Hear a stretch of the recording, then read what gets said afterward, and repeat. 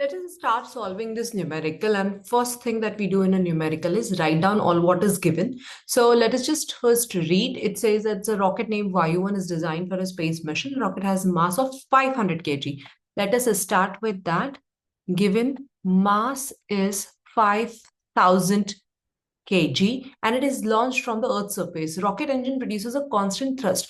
So just here understand that the rocket is producing thrust. So I have my first force which is given. It is 60,000 Newton. Is there any other force acting on the rocket? Yes, it's weight, which we call as F2, which is your mg. Now here, as the thrust is acting in the upward direction and acceleration due to its gravity is acting in the downward direction, either you can take it as a minus g there, or you just say that force 1, force 2, and you will subtract it.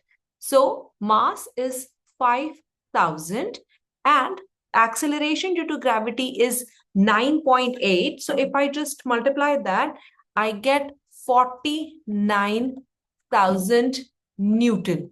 Okay. So here, before we read and go ahead, we can just say that the resultant force which is acting on the rocket is F1 minus F2. That is 60,000 minus 49,000, which is 11,000 Newton. Okay, I hope it is clear that why we do it then and there. Now the rocket accelerates vertically upwards, and this is the force which is acting there, okay, to accelerate it. During the ascent, the rocket's engine provide thrust of first 30 seconds, and after that it continues its motion with a constant velocity. Okay, ideally the question shouldn't say the constant velocity. After that, it continues with the Earth's gravitational pull, so the velocity will decrease. So there is something, I would say, question not framed properly, but we have understood, right, how needs to be done. It is asking the acceleration of the rocket for the first 30 seconds. So time is 30 seconds, and it is asking, the first thing is, what is its acceleration? What's the formula for the acceleration we have here? We can simply use using F is equals to mass into acceleration. I get acceleration is equal to F by m. Now force I'm taking is the resultant force, that is 11,000 upon 5,000. That gives me acceleration as 2.2 meter per second square. Now, let us just see what is the next thing they're asking. Calculate the velocity of the rocket at the end of 30 seconds of the thrust. So the second thing is, it is asking V is equal to question mark. I am going to use first equation of motion, that is V is equal to U plus AT, which is equal to 0 because it starts from rest and then it accelerates upward. So initial velocity is 0. Plus acceleration is 2.2 and time is 30 seconds, 2.2 meter per second square. Once I multiply that, I get 66 meter per second. That is the velocity at the end of the 30 second. Now it is asking calculate the maximum altitude reached by the rocket before it starts descending. That means it is asking the maximum height it reaches, also determine how much work is done in the first 30. So first of all, for this, you have to understand there are two S that you will be calculating. The first one is first 30 second and later, because we have no idea for how long it stays there. So for the first 30 seconds, let us just write down the values. First 30 seconds, I have initial velocity was 0 meter per second. Acceleration was 2.2 meter per second square, and I'm saying it is for 30 seconds. So in तीनों चीजों को देखते ही you should recall that the formula that we can use for S is the second equation of motion, that is S is equal to ut.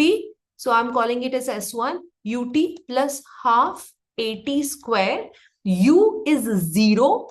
I put 0 here, half into 2.2, and it is 30 square. It is 11 into 9, 0 cut gaya ye. So I get it somewhere around 1089.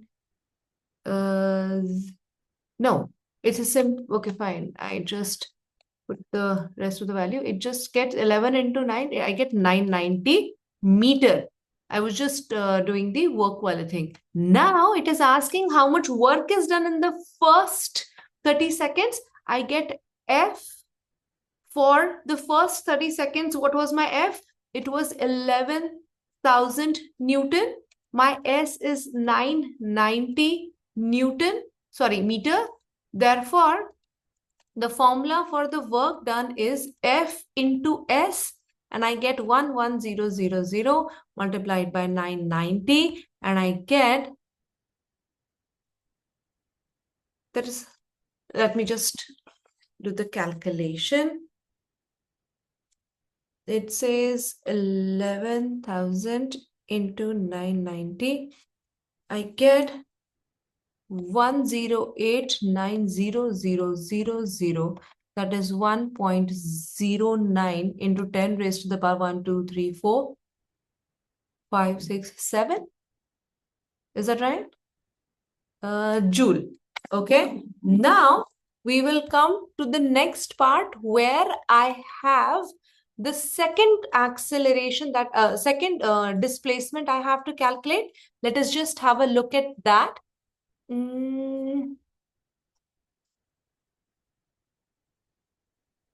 Okay, fine. Let us just have a look at that S2. S2. So for my this S2, I have acceleration. There is no force. I mean, there's no resultant acceleration like 2.2. There's only one thing acting there, which is minus 9.8. So I'm calculating this. Now my initial velocity is 66 meter per second, and as it stops, so my final velocity is 0 and my acceleration is minus 9.8 meter per second square. Once I do that, I use third equation of motion and I get V square is equal to U square plus 2AS. And I'm taking the second S, so I'm calling it S2.